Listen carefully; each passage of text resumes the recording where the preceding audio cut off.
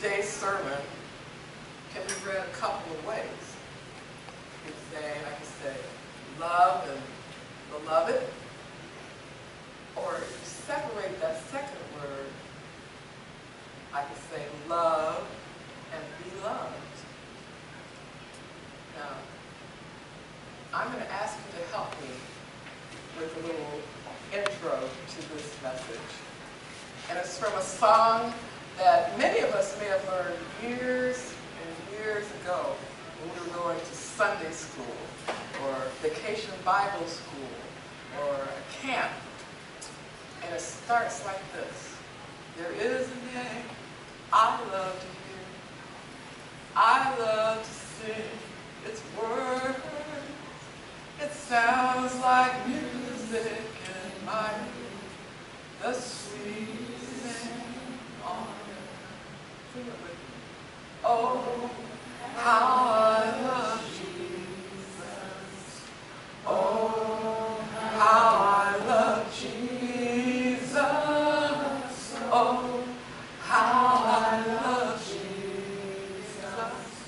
Because he first loved me. We've been spending 4 weeks now talking about love. The series was entitled, It's All About Love. Y'all might be sick and tired of love at this point, but, you know, there are 310 references in the New Testament of the King James Version alone of the word love, among 280 verses. So I suspect 4 weeks probably isn't nearly enough. We could probably do this for 4 months or 4 years even, trying to get this love thing right. It's something that God has been wanting to make important for the world since the time of creation. And just maybe, just perhaps, if we get this love thing, if we get the love and we talk about the unconditional love that God showers on us, that agape kind of love, this love we cannot earn, this love we do not deserve, this love we can only hope to receive with dignity, integrity, and respect. And because it's been shared with us, then we can also share it with others. It really is all about love.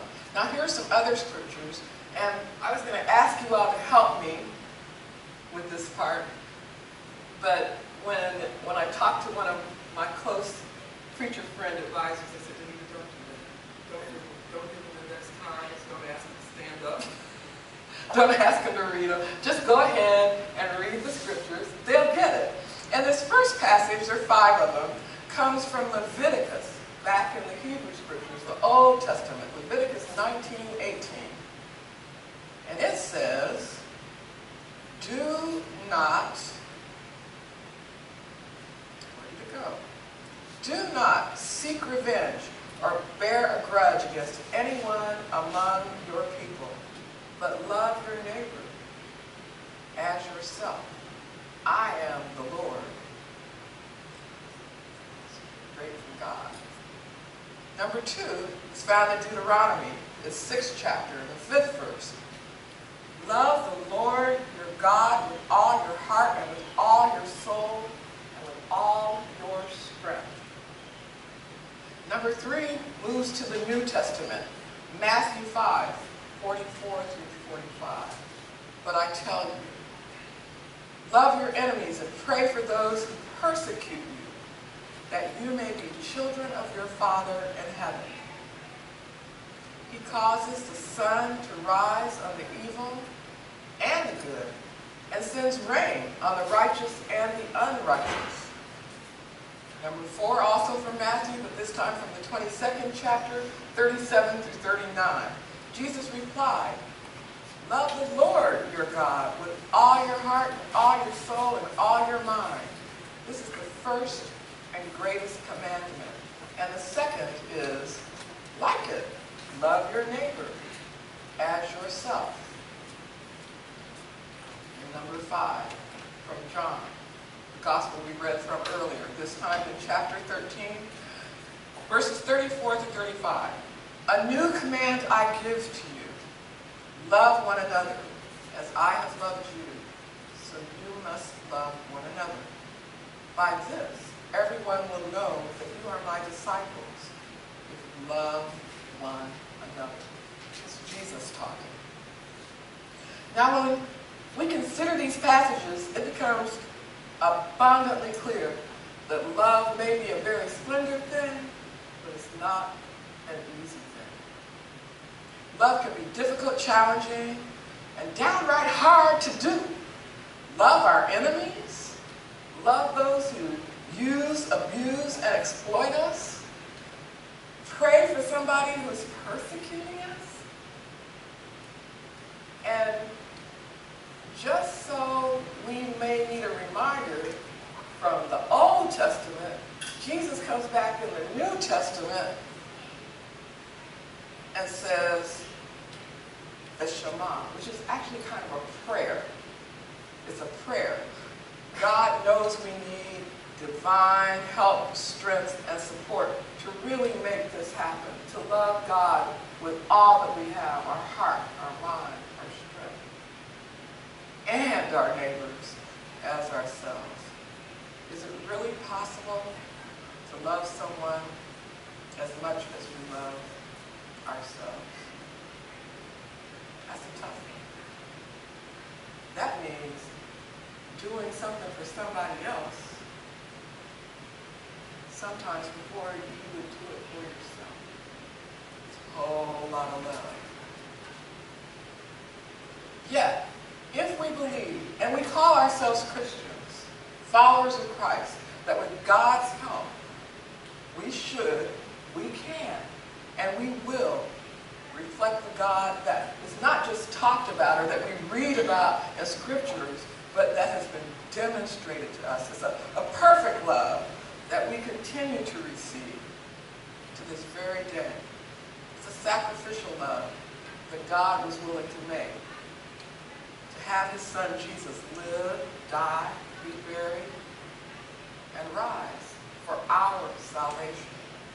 It's a benevolent kind of love that involves God willing to provide our every need without demanding anything in return. Yet, we do have a command. It's not an ask. It's not a suggestion. It's not something to take under advisement. Yes, we're given a mandate to love one another. There's a practical reason for all this loving. As a community, that includes our natural family, our family of faith, and as citizens of all of God's creation, we need each other. Let's look at how St. Paul describes love to the church in Corinth.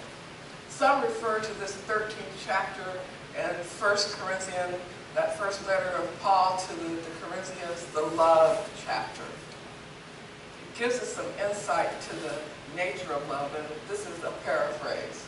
Love is patient, love is kind, it does not envy, it does not boast, it's not proud, it's not rude, it's not self-seeking, it's not easily angered, it keeps no record of wrongs.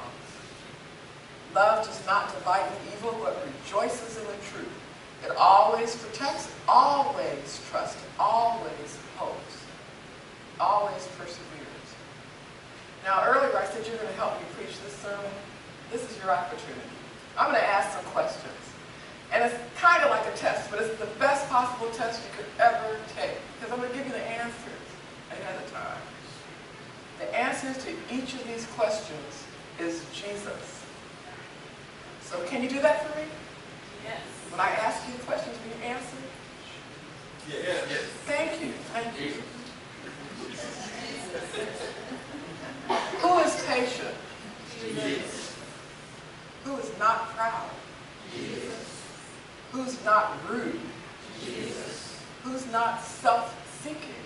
Jesus. Who's not easily angered and does not keep any record of wrong? Jesus. Who does not delight in evil but rejoices in the truth? Jesus. Who always protects? Jesus. Who always trusts? Jesus. Who always hopes? Jesus. Who always perseveres? Jesus. Yes, Jesus. And you know what? It is with confidence, with assurance, with certainty that as followers of Jesus, we can strive to put our names in front of each of those phrases as well. Now, I'm not going to stand here and make you think that that's an easy thing to do. I will, however, state with absolute trust in an almighty, eternal, faithful God that we can receive God's grace, mercy, and guidance to obey God's command. We can say we know how to love each other by faith because we have such a great example. Amen. When preparing this message, I came across some steps about how to build self-confidence. Oddly enough, these same steps can be adapted to build not only confidence in ourselves, but confidence in our faith walk and our journey together in love. So, what are those steps? How can we do this? Number one, stay away from negativity and bring on the positivity. Amen. Be positively enthusiastic about God's goodness and all the ways that it manifests in your life. Stop focusing on the problems in your life and instead focus on the solution that God provides and making positive changes based on the good news.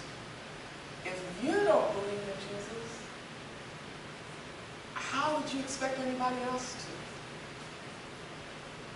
Change your body language and image. Now, I'm not suggesting that everybody run out and get cosmetic surgery or a makeover, but you're a royal priesthood. You're kids of the King. Your countenance should reflect God's love and support and constant companionship. So sit up straight. When you walk like you're going somewhere. You've got purpose, something to do. Meet people as friends and help someone with every opportunity that you get a chance. That was number two, body language and image. Number three, don't accept failure and get rid of the negative voices in your head. Failure could be a lesson or even a series of lessons in life, but it doesn't determine who you are. Listen, instead, listen to that still small voice. Because God is with you. God is for you. God cares about you. God wants the best for you. You are a child of God. Be prepared. Sounds like Boy Scouts, huh? Exercise spiritual disciplines that keep you connected to that vine that we heard about earlier. We'll talk about that vine a little later. But pray, praise, fast, study the Word, meditate on that Word, and yes, worship. We're here for communal worship, for our communal health, but you get an opportunity to worship every day with everything you do and everyone you meet, just by the way you present yourself. For tough times, this is number 5, when things fail, create a list. Make a list of scriptures. Maybe there'll be a list of favorite hymns or praise songs, or sacred music, a list of people you can call on, prayer partners, a list of your own deliverances and healings and gifts and forgiving mercies. These lists can redirect your thoughts, lighten your emotions, and return your devotion. Devotion, another one of those love words. Because when you can't find it in yourself, by yourself, for yourself, you can certainly find it from the God that is love, that gave us Jesus, that sent the Holy Spirit to be with us every step along the way. Life, this world, situations and circumstances can try to cast shadows on your path. It's not a happy-go-lucky sort of thing. Being Christian doesn't make everything all good, lolly-dog, and all that. However, Jesus says we need to stay connected to the vine. And when we think about vines in the natural, an image that comes to mind might be this tangled mess of leaves and branches. And we've got one over at Casa Verde in the backyard that's now producing fruit. And the birds get to it and you see the pits all over. It's a mess. It's a mess. Yet Jesus said, I am the vine, you are the branches.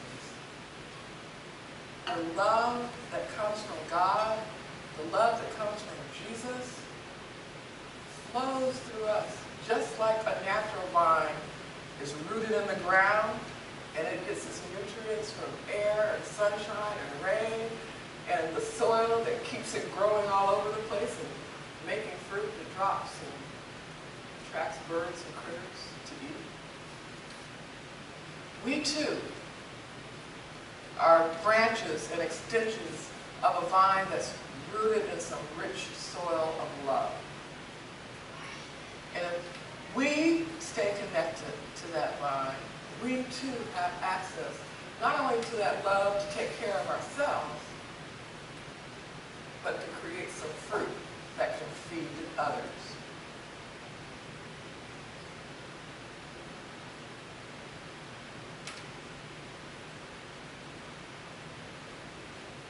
God is love. We are love. We love. Believe it. Receive it. Give it to others. We are God's beloved. Believe that this love